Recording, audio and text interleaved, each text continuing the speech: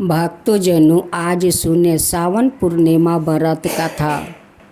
पूर्ण फल देने वाली सत्यनारायण भगवान का ये व्रत कथा है। इस कथा को आप जरूर सुने। इस सत्यनारायण भगवान की कथा सुनने से आपका घर में सुख सुविधा, सत्यनारायण भगवान हमेशा आपका घर में भरे रहेंगे, कभी कमी नहीं होने देंगे। तो भक्त जनों, इस सत्यनारायण भगवान का कथा आप जरूर सुने। एक समय की बात है, नैसीरन तीर्थ में सैनिकादि 88,000 ऋषियों ने श्री सूत जी से पूछे, हे प्रभु, इस कलयुग में वेद विद्या रहित मनुष्यों को प्रभु भक्ति किस प्रकार मिल सकती है और उनका उद्धार कैसे होगा। हे मुनि श्रेष्ठ, कोई ऐसा तप बताइए जिससे थोड़े समय में ही पुण्य मिले और मन बचित फल भी मिल जाए। इस प्रकार की कथा सुनने की हम इच्छा रखते हैं। सबर शास्त्रों के गाता सूत जी बोले, हे विष्णु, मैं पूज्या आप सभी ने प्राणियों के हित की बात पूछी है, इसलिए मैं एक ऐसे श्रेष्ठ व्रत को आप लोग को बताऊंगा जिससे नारद जी ने लक्ष्मी नारायण जी से पूछा था और लक्ष्मीपति ने मुनि श्रेष्ठ नारद जी से कहा था। आप सब इसे ध्यान से सुनिए। एक समय की बात है, योगी राज नारद जी दूसरों के हित की इच्छा लिए अनेकों लोकों में घूमते हुए मृत्युक लोक में आ पहुँचे।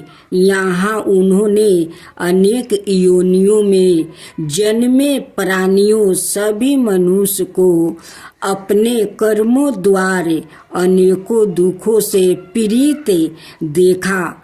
उनका दुख देखे नारद जी सोचने लगे कि कैसे यत्न किया जाए जिसके करने से निश्चित रूप से मानव के दुखों का अंत हो जाए।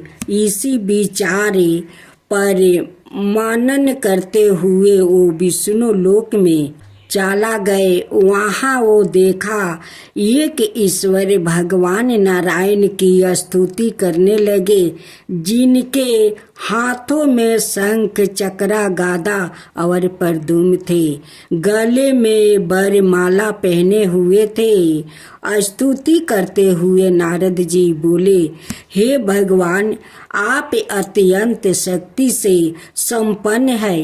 मन और वाणी भी आपको भी नहीं पा सकती है। आपका आदि मध्यम और अंत नहीं है। निर्णय स्वरूप सृष्टि के कारण भक्तों के दुख को दूर करने वाले आपको मेरा नमस्कार है। नारद जी की स्तुति सुन विष्णु भगवान बोले, हे मुनि श्रेष्ठ, आपके मन में क्या बात है? आप किस काम के लिए पधारे हैं? उसे निसंकोच कहो। इस पर नारद मुनि बोले कि मृत्यु लोक में अनेक योनियों में जन्मे मनुष्य अपने कर्मों के द्वारा अनेकों दुख से दुखी हो रहे हैं। हे नाथ, आप मुझ पर दया रखते हैं तो बताइए कि वो मनुष्य थोड़े प्रयास से ही अपने दुखों से कैसे छुटकारा पा सकते हैं। श्री हरि बोले, हे नारद, मनुष्यों की भलाई के लिए तुमने बहुत अच्छी बात पूछी है, जिसके करने से मनुष्य मोह से छूट जाता है। वो बात मैं कहता हूँ, उसे सुनो। स्वर्ग लोक ओ मृत्यु लोक दोनों में एक दुर्लभ उत्तम व्रत है जो पुण्य देने वाला है। आज प्रेम में बस होकर मैं उससे तुमसे कहता हूँ। श्री सत्यनारायण भगवान का यह व्रत अच्छी तरह विधि पूर्वक करके मनुष्य तुरंत ही यहाँ सुख भोग कर मरने पर मोक्ष पाता है। श्री हरि के वचन सुन नारद जी बोले कि उस व्रत का फल क्या है और उसका विधान क्या है, यह व्रत किसने किया है, इस व्रत को किस दिन करना चाहिए, सभी कुछ विस्तार से बताए। नारद जी की बात सुनकर श्री हरि बोले, दुख शोक को दूर करने वाला यह व्रत सभी स्थानों पर विजय दिलाने वाला है। मानव को भक्ति और श्रद्धा के साथ शाम को श्री सत्यनारायण की पूजा धर्म पारायण होकर ब्राह्मणों व बंधुओं के साथ करनी चाहिए। भक्ति भाव से ही नैवेद्य केले का फल, घी, दूध और गेहूं का आटा सवाए ले। गेहूं के स्थान पर साठी का आटा, शक्कर और गुड़ लेकर सभी भक्षण योग्य पदार्थों को मिलाकर भगवान का भोग लगाए। ब्राह्मणों सहित बंधु बंधुओं को भी भोजन कराए। उसके बाद सवाए भोजन करे। भजन कीर्तन के साथ भगवान की भक्ति में लीन हो जाए। इस तरह से सत्यनारायण भगवान का यह व्रत करने पर मनुष्य की सारी इच्छाएं निश्चित रूप से पूरी होती है। इस काल अर्थात कलियुग में मृत्यु लोक में मोक्ष का यही एक सरल उपाय बताया गया है। श्री सत्यनारायण भगवान की जय। अब दूसरा अध्याय। सूत जी बोले, हे ऋषियों, जिसने पहले समय में इस व्रत को किया था उसका इतिहास कहता हूँ, ध्यान से सुनो। सुंदर काशीपुरी नगरी में एक अत्यंत निर्धन ब्राह्मण रहता था। भूख प्यास से परेशान वो धरती पर घूमता रहता था। ब्राह्मणों से प्रेम करने वाले भगवान ने एक दिन ब्राह्मण का भेष धारण कर उसके पास जाकर पूछा, हे बीरबा, नित दुखी होकर तुम पृथ्वी पर क्यों घूमते हो? दीन ब्राह्मण बोला, मैं निर्धन ब्राह्मण हूँ, भिक्षा के लिए धरती पर घूमता हूँ। हे भगवान, यदि आप इसका कोई उपाय जानते हो तो बताइए। वृद्ध ब्राह्मण कहता है कि सत्यनारायण भगवान मनोवांछित फल देने वाले हैं, इसलिए तुम उनका पूजन करो। इसे करने से मनुष्य सभी दुखों से मुक्त हो जाता है। वृद्ध ब्राह्मण बन कर आया सत्यनारायण भगवान उस निर्धन ब्राह्मण को व्रत का सारा विधान बताकर अंतर्ध्यान हो गया। ब्राह्मण मन ही मन सोचने लगा कि जिस व्रत को वृद्ध ब्राह्मण कहने को कह गया है, मैं उसे जरूर करूँगा। यह निश्चित करने के बाद उसे रात में नींद नहीं आई। वो सवेरे उठकर सत्यनारायण भगवान का व्रत का निश्चय कर भिक्षा के लिए चला गया। उस दिन निर्धन ब्राह्मण को भिक्षा में बहुत धन मिला, जिससे उसने बंधुओं के साथ मिलकर श्री सत्यनारायण भगवान का व्रत संपन्न किया। भगवान सत्यनारायण का व्रत संपन्न करने के बाद वो निर्धन ब्राह्मण सभी दुखों से छूट गया और अनेक प्रकार की संपत्तियों से युक्त हो गया। उसी समय से यह ब्राह्मण हर माहे इस व्रत को करने लगा। इस तरह से सत्यनारायण भगवान के व्रत को जो मनुष्य करेगा वो सभी प्रकार के पापों से छूट कर मोक्ष को प्राप्ति करेगा। जो मनुष्य इस व्रत को करेगा वो भी सभी दुखों से मुक्ति हो जाएगा।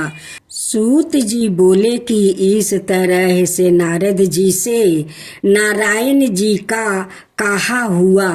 श्री सत्यनारायण व्रत को मैंने तुमसे कहा, हे पीरबा, मैं अब और क्या कहूँ। ऋषि बोले, हे मुनिवर, संसार में उस बीरबा से सुनकर और किस किसने इस व्रत को किया है, हम सब इस बात को सुनना चाहते हैं। इसके लिए हमारे मन में श्रद्धा का भाव है। सूत जी बोले, हे मुनियो, जिस जिसने इस व्रत को किया है वो सब सुनो।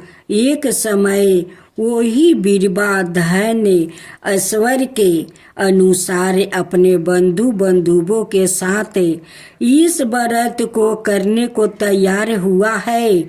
उसी समय एक लकड़ी बेचने वाला बूढ़ा आदमी आया और लकड़ियाँ बाहर रख कर अंदर ब्राह्मण के घर में गया।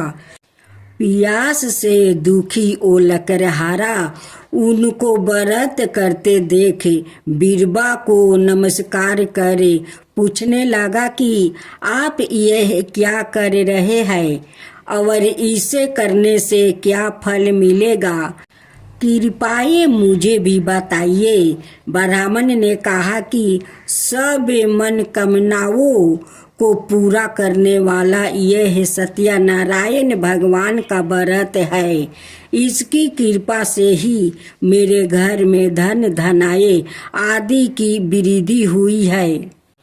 बीरबा से सत्यनारायण व्रत के बारे में जानकर लकड़हारा बहुत प्रसन्न हुआ। चनर मिर्च लेकर प्रसाद खाने के बाद वो अपने घर गया। लकड़हारा ने अपने मन में संकल्प किया कि आज लकड़ी बेचने से जो धन मिलेगा उसी से सत्यनारायण भगवान का उत्तम व्रत करूँगा। मन में इस विचार को ले वृद्ध आदमी सिर पर लकड़ियाँ राखे उस नगर में बेचने गया जहाँ धनी लोग ज्यादा रहते थे। उस नगर में उसे अपनी लकड़ियों का दाम पहले से 4 गुना अधिक मिलता है। वृद्धा प्रसन्नता के साथ दाम लेकर केले, शक्कर, घी, दूध, दही और गेहूं का आटा ले और सत्यनारायण भगवान के व्रत की अनाय सामग्री लेकर अपने घर गया। वहां उसने अपने बंधु बंधुओं को बुलाकर विधि विधान से सत्यनारायण भगवान का पूजा और व्रत किया। इस व्रत के प्रभाव से वो वृद्ध लकड़हारा धन पुत्र आदि से युक्त होकर संसार के समस्त दुख भोग अंत काल में वैकुंठ धाम चला गया। श्री सत्यनारायण भगवान की जय। गौर गणेश जी की जय। सूत जी बोले, हे श्रेष्ठ मुनियों, अब आगे की कथा कहता हूँ। पहले समय में उल्लेख मुख्य नाम का एक बुद्धिमान राजा था। वो सत्य भक्त और जितेंद्रिया था। प्रतिदिन देव स्थानों पर जाता और निर्धनों को धन देकर उनके कष्ट दूर करता था।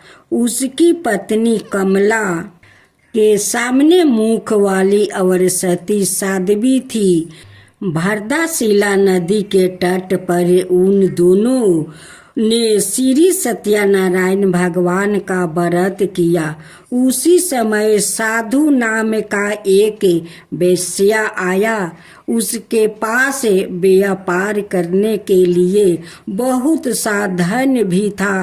राजा को व्रत करते देखकर वो विनय के साथ पूछने लगा, हे राजन, भक्ति भाव से पूर्ण होकर आप यह क्या कर रहे हैं? मैं सुनने की इच्छा रखता हूँ, तो आप मुझे बताइए। राजा बोला, हे साधु, अपने बंधु बंधुओं के साथ पुत्रादि की प्राप्ति के लिए एक महान शक्तिमान सत्यनारायण भगवान का व्रत वो पूजन कर रहा हूँ। राजा के वचन सुन साधु आदर से बोला, हे राजन, मुझे इस व्रत का सारा विधान कहिए। आपके कथन अनुसार मैं भी इस व्रत को करूँगा। मेरी भी संतान नहीं है और इस व्रत को करने से निश्चित रूप से मुझे संतान की प्राप्ति होगी। राजा से व्रत का सारा विधान सुन व्यापार से निमृत हो वो अपने घर गया। साधु वेश्या ने अपनी पत्नी को संतान देने वाले इस व्रत का वर्णन कह सुनाया और कहा कि जब मेरी संतान होगी तब मैं इस व्रत को करूँगा। साधु ने इस तरह के वचन अपनी पत्नी लीलावती से कहे। एक दिन लीलावती पति के आनंदित हो संसारिक धर्म में परावृत होकर सत्यनारायण भगवान की कृपा से गर्भवती हो गई। 10वें महीने में उसके गर्भ से एक सुंदर कन्या ने जन्म लिया। दिनों दिन वो ऐसे बढ़ने लगी जैसे कि शुक्ल पक्ष का चंद्रमा बढ़ता है। माता पिता ने अपनी कन्या का नाम कालावती रखी। एक दिन लीलावती ने मीठे शब्दों में अपने पति को याद दिलाया कि आपने सत्यनारायण भगवान के जिस व्रत को करने का संकल्प किया था उसे करने का समय आ गया है। आप इस व्रत को करिए। साधु बोला कि हे बीरबा, इस व्रत को मैं उसके विवाह पर करूँगा। इस प्रकार अपनी पत्नी को आश्वासन देकर वो नगर को चला गया। कालावती पिता के घर में रहे वृद्ध हो प्राप्ति हो गई। साधु ने एक बार नगर में अपनी कन्या को सखियों के साथ देखा तो तुरंत ही दूत को बुलाया और कहा कि मेरी कन्या के योग वर देख कर आओ। साधु की बात सुनकर दूत कंचन नगर में पहुंचा और वहां देखभाल कर लड़की के लिए सुजोगे बानिक पुत्र को ले आया।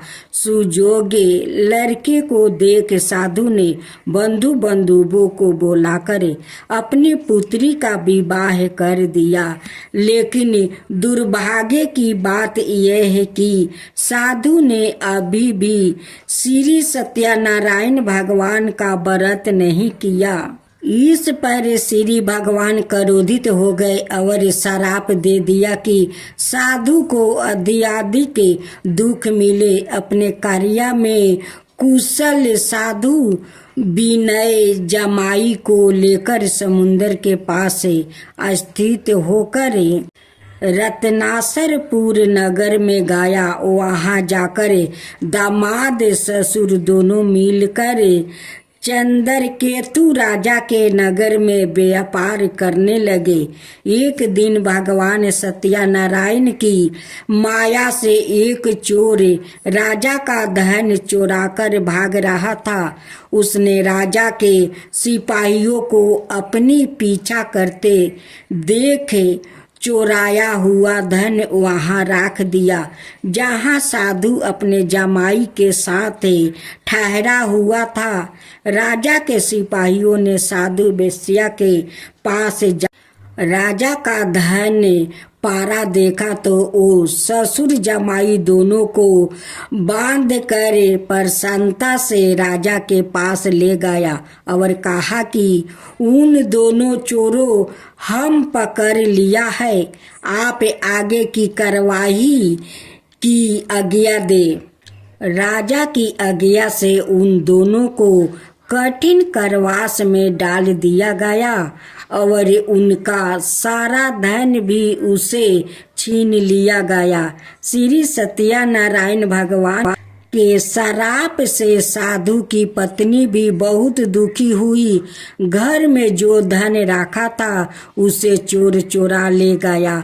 शारीरिक और मानसिक पीड़ा, वो भूख प्यास से अति दुखी हो अन्न की चिंता में कालापति के ब्राह्मण के घर गई। वहां उसने श्री सत्यनारायण भगवान का व्रत होते देखा। फिर कथा भी सुनी।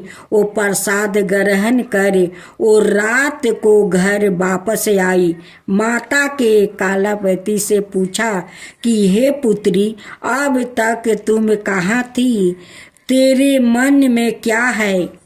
कालावती ने अपनी माता से कहा, हे माता, मैंने एक ब्राह्मण के घर में श्री सत्यनारायण भगवान का व्रत देखा है। कन्या के वचन सुन लीलावती भगवान के पूजन की तैयारी करने लगी। लीलावती ने परिवार बंधुओं सहित सत्यनारायण भगवान का पूजन किया और उसे वर मांगा कि मेरे पति और जमाई शीघ्र घर आ जाए। साथ ही यह भी प्रार्थना की कि हम सब का अपराध क्षमा करे। श्री सत्यनारायण भगवान इस व्रत से संतोष हो गए और राजा चंद्रकेतु को सपने में दर्शन दे कहा कि हे राजन, तुम उन दोनों वेश्या को छोड़ दो और तुमने उनका जो धन लिया है उसे वापस कर दो। अगर ऐसा नहीं किया तो मैं तुम्हारा धन, राज्य, संतान सभी को नष्ट कर दूंगा। राजा को यह सब कहकर वो अंतर्ध्यान हो गए। प्रात काल सभा में राजा ने अपना सपना सुनाया। फिर बोले कि बानिक पुत्रा को कैद से मुक्त कर सभा में ले आओ। दोनों ने आते ही राजा को प्रणाम किया। राजा मीठी वाणी में बोला, हे महानुभावों, भागे बसे ऐसे कठिन दुख तुम्हें प्राप्ति हुआ है, लेकिन अब तुम्हें कोई भय नहीं है। ऐसा कह राजा ने उन दोनों को नए वस्तु भूषण भी पहनाया और जितना धन उनका लिया था उसे दोगुना धन वापस कर दिया। दोनों वेश्या अपने घर को चल दिया। श्री सत्यनारायण भगवान की जय। गौर गणेश की जय। अपनी यात्रा आरंभ किया और अपने नगर की ओर चल दिया। उनके थोड़ी दूर जाने पर एक दंडी भेषधारी श्री सत्यनारायण ने उनसे पूछा, हे साधु, तेरी नाव में क्या है? अभी बानी मानी के हंसता हुआ बोला, हे डंडी, आप क्यों पूछते हो? क्या धन लेने की इच्छा है? मेरी नाव में तो बेल पत्ते भरे हुए हैं। वेश्या के कठोर वचन सुन भगवान बोले, तुम्हारा वचन सत्य हो। डंडी ऐसे वचन कहे वहाँ से दूर चला गया। कुछ दूर जाकर समुंदर के किनारे बैठ गया। डंडी के जाने के बाद साधु वेश्या ने नित्य क्रिया के पश्चात नाव को ऊंची उठाते देखकर अचंभा माना और नाव में बेलपत्ते आदि देख वो मूर्छित हो जमीन पर गिर पड़ा। होश आने पर वो अत्यंत शोक में डूब गया। तब उसका दामाद बोला कि आप शोक ना मनाए, यह डंडी का श्राप है, इसलिए हमें इनकी शरण में जाना चाहिए, तभी हमारी मनोकामना पूरी होगी। दामाद की बात सुनकर वो डंडी के पास पहुंचा और अत्यंत भक्ति भाव नमस्कार करके बोला, मैंने आपसे जो जो सत्य वचन कहे थे उनके लिए मुझे क्षमा दे। ऐसा कह कर महान शोकातुर हो रोने लगा। तब डंडी भगवान बोले, हे मानिक पुत्रा, मेरी आज्ञा से बार बार तुम्हें दुख प्राप्ति हुआ है, तू मेरी पूजा से मुक्त हुआ। साधु बोला, हे भगवान, आपकी माया से ब्रह्मा आदि देवता भी आपके रूप को नहीं जानते, तब मैं अज्ञानी कैसे जान सकता हूँ। अगर आप प्रसन्न है तो अब मैं समर्थ के अनुसार आपकी पूजा करूँगा। मेरी रक्षा करो और पहले के समान नौका में धन भर दो। साधु वेश्या के भक्ति पूर्वक वचन सुनकर भगवान प्रसन्न हो गए और उसकी इच्छा अनुसार वरदान देकर अंतर्ध्यान हो गए। ससुर जमाई जब नाव पर आया तो नाव धन से भरी हुई थी। फिर वही अपने अन्यायी साथियों के साथ सत्यनारायण भगवान का पूजन कर अपने नगर को चल दिया। जब नगर के नजदीक पहुँचे तो दूत को घर पर खबर करने के लिए भेज दिया। दूत साधु की पत्नी को प्रणाम कर कहता है कि मालिक अपने दामाद सहित नगर के निकट आ गए हैं। दूत की बात सुन साधु की पत्नी लीलावती ने बड़े हर्ष के साथ सत्यनारायण भगवान का पूजन कर अपनी पुत्री कालावती से कहा कि मैं अपने पति के दर्शन को जाती हूँ, तू कार्य पूरा करे, शीघ्र आ जा। माता के ऐसे वचन सुन कालावती जल्दी से प्रसाद छोड़ अपने पति के पास चली गई। प्रसाद की अवज्ञा के कारण श्री सत्यनारायण भगवान रूठ हो गए और नाव सहित उसके पति को पानी में डुबा दिया। कालावती अपने पति को वहां ना पाकर रोती हुई जमीन पर गिर गई। नौका को डूबा हुआ देख वो कन्या को रोता देख साधु दुखी होकर बोले कि हे प्रभु, मुझसे और मेरे परिवार से जो भूल हुई है उसे क्षमा करे। साधु के दीन वचन सुनकर श्री सत्यनारायण भगवान प्रसन्न हो गए और आकाशवाणी हुई, हे साधु, तेरे कन्या मेरे प्रसाद को छोड़कर आई है, इसलिए उसका पति अदृश्य हो गया है। यदि वो घर जाकर प्रसाद खाकर लौटती है तो इसे उसका पति अवश्य मिलेगा। ऐसी आकाशवाणी सुन कालावती घर पहुंचकर प्रसाद खाती है और फिर आकर अपने पति के दर्शन करती है। उसके बाद साधु अपने बंधु बंधुओं सहित श्री सत्यनारायण भगवान का विधि विधान से पूजा करता है। इस लोक का सुख भोग वो अंत में सरग जाता है। श्री सत्यनारायण भगवान की जय। गौर गणेश जी की जय। सूत जी बोले, हे ऋषियों, मैं और भी एक कथा सुनाता हूँ, उसे भी ध्यान पूर्वक सुनो।